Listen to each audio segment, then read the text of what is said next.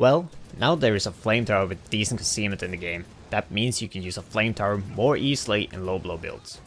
Also, since flamethrowers are good crowd control weapons that does not require any skills to work, let's compare them to similar crowd control weapons. So, what other similar crowd control weapons are there in the game? I would say there are two similar weapon types, the Dragonpad Shotguns and the grenade launchers. So let's go over the pros and cons of these weapon types.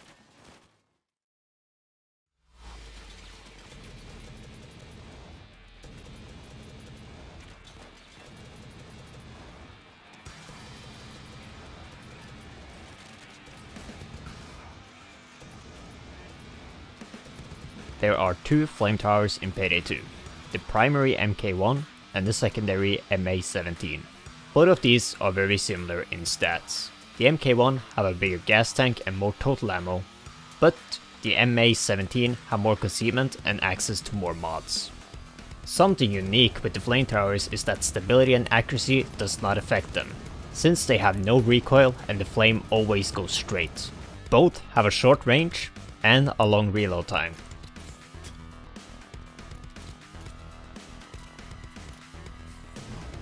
Since the reload is so long, it could be good to pick up a skill that can increase your reload speed, like aggressive reload aced, lock and load aced, and bloodlust aced. When you hit someone, there is a high chance that the enemy will be set on fire, go into a panic state, and take damage over time. However, not all units go into this panic state, like medics, bulldozers, and cloakers.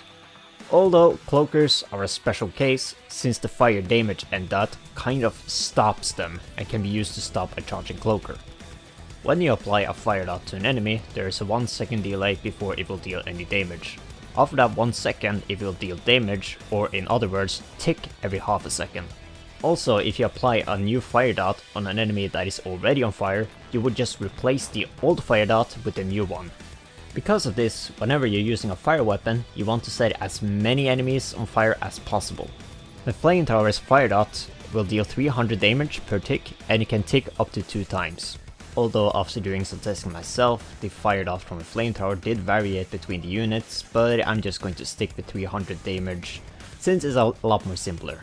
Since this dot damage can deal 600 damage, that means it can kill SWAT units on all difficulties.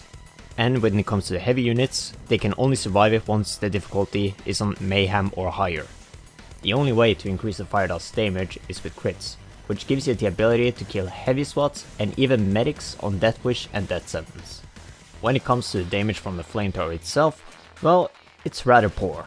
Yes, you can increase this damage with weapon mods and weapon skills, but what holds it back is that it cannot get the headshot bonus. Because of this, flamethrowers are a very poor choice against bulldozers. So the other weapon you should bring with you with a flamethrower should be something that can deal with bulldozers and snipers. So even though flamethrowers cannot get the headshot bonus, you can still activate bullseye with them. And one last thing, flamethrowers can penetrate and hit multiple enemies.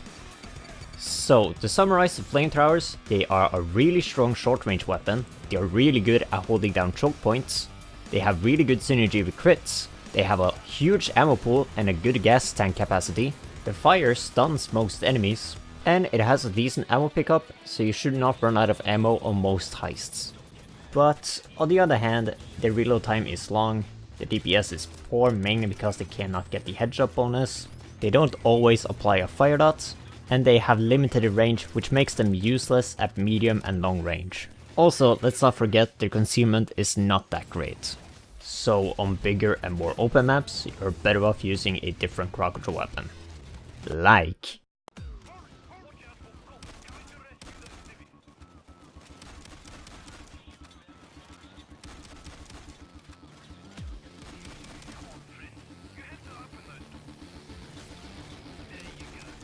Dragonpad rounds, the one ammo mod for shotguns that turns low damaging shotguns into super ammo efficient stun locking machines.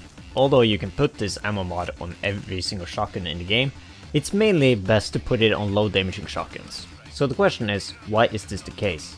Well, let's go over the Dragonpad's fire damage and fire dot. When you hit an enemy within 30 meters with a Dragonpad round shot, they will always be set on fire. This fire effect and damage over time is just like the Flamethrowers, where most enemies will go into a panic state, with the exception of medics, bulldozers and cloakers, and they will start to take damage over time. This damage over time as well will have a 1 second delay and will tick every half a second. Unlike the Flamethrowers though, the Dragon Breath's fire dot will deal 100 damage and can tick up to 5 times. However, when I did the testing myself, and surprise surprise, the damage did variate between the units, but again, I'm just going to stick to 100 because it's a lot more simpler. So, since this fire dot can deal 500 damage, it means you can kill SWAT units on all difficulties, and heavy SWATs can only survive it if the difficulty is on Mayhem or above. This fire dot also get affected by crits, which means it's possible that it can kill heavy units on Mayhem and above. So, since the fire dot can deal 500 damage regardless if it is on a high or low damaging shotgun, let's go over the 2 other reasons why it's mainly good to put it on a low damaging shotgun. The second reason is very simple, and that is that low damaging shotguns have a better ammo pickup than high damaging ones, which makes them way more ammo efficient. But the third one is because even if you get a headshot, you do not get a headshot bonus with Dragon Breath rounds. But it can still activate bullseye, so if you have that skill, it's still nice to aim at head level. But just like the Flamethrowers, since they don't get the headshot bonus, and that means they lose a lot of DPS, it's still nice to bring other weapons with you that can deal with bulldozers and even snipers. And the only good reason to run Dragon Breath rounds on a higher damage shotgun is because some of them can get a little bit more concealment, like the Raven, Loco, and the Judge shotgun. And if you're wondering, yes, you can activate overkill with the Dragon Breath's fire dots. And they can penetrate shields. And one last important thing about Dragon Breath round shotguns is that you cannot put a silencer on them. So to summarize Dragon Breath shotguns, they are good at short and mid range, they can deal with spread out enemies, they have good synergy with crits, they can have really good ammo pickup, they can have good concealment, the fire dots stun most enemies, and the shots from them works just like a buckshot, so you can hit multiple enemies. And the downside with them is that they deal damage very slowly, they have subpar DPS, mainly because they lose the headshot bonus, they make high damaging shotguns pretty weak, and even though their range is 30 meters, they are basically useless beyond that. So if you want a crowd control weapon that can deal a high amount of damage instantly, well, there is an explosive alternative for you.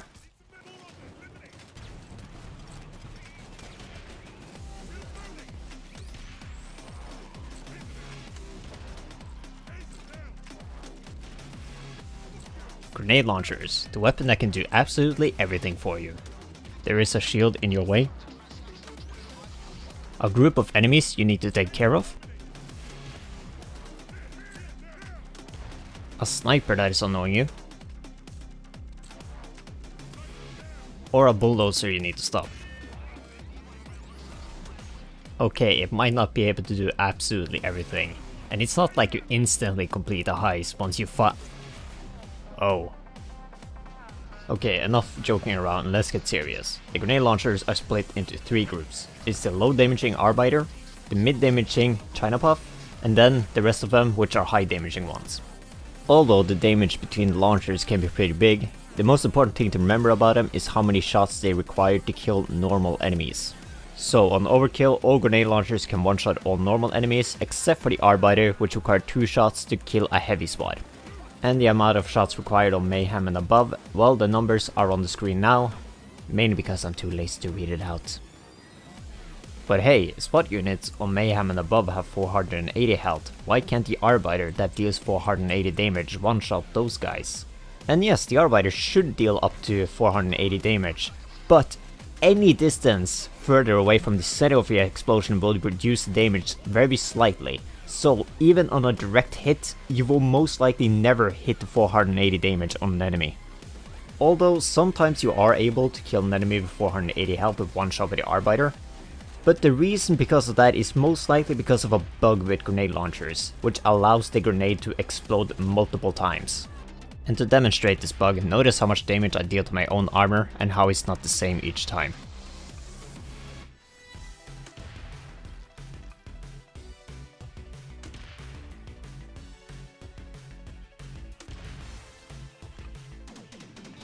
And because this bug is in the game, I decided whenever I'm using the China Puff or the Arbiter, I have a mod installed that shows enemy health numbers. just to make it a little bit easier to spot this bug. But even without this bug, grenade launchers are still really powerful crowd control weapons.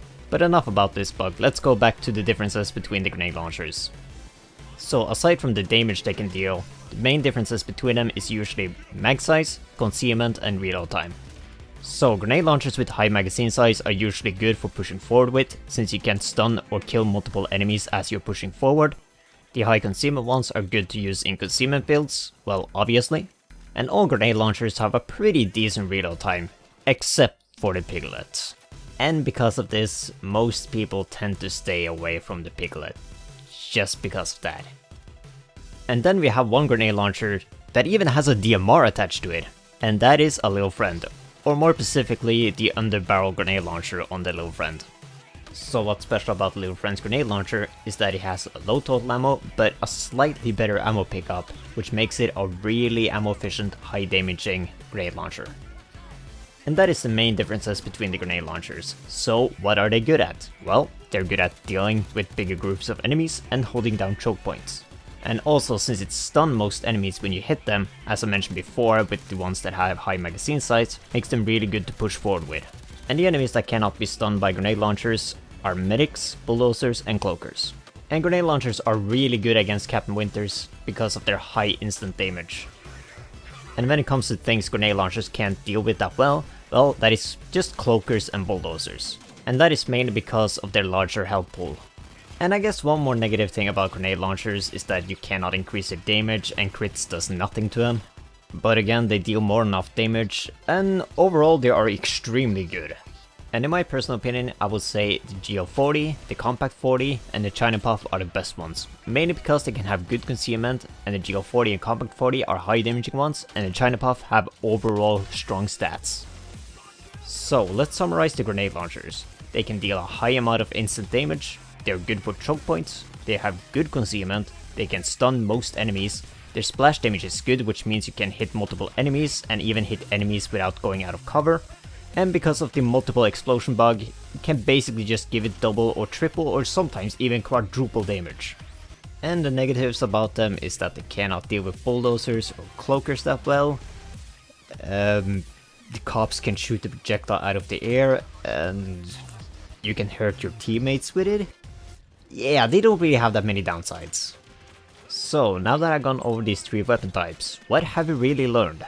Well, that is that you should throw your flamethrower in the garbage, because if it is not meta, it's trash! So yeah, that is that, and hopefully you actually learned something about the flamethrowers, you know, Dragonpad round, shotguns and grenade launchers from this. And I'm not sure if I'm going to make more of these kind of guide-ish type of videos. I don't know, we'll see. So yeah, thank you for watching, all that shit, and yeah.